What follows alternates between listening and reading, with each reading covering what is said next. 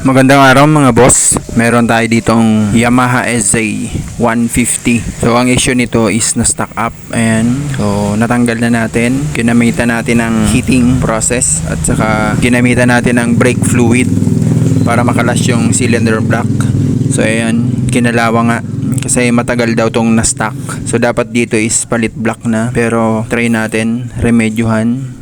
Liha lang ng 1,000 habang wala pang budget para mapa-under natin. Pero papalitan naman daw to ng bagong cylinder block o cylinder bore. So bahala na kayo kung anong term ang gamitin nyo. Pag hindi kasi natin to pinalitan ng bago, panigurado uusok to.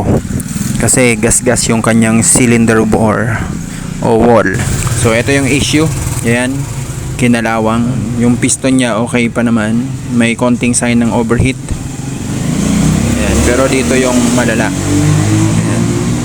Piston ring ang kinalawang. Kaya dapat mga idol, pagka mag-stock kayo ng motor, dapat dun sa hindi nauulanan at kung po pwede, paminsan-minsan sisipain nyo para hindi mag-stock up. So yun lang ang tip ko mga idol.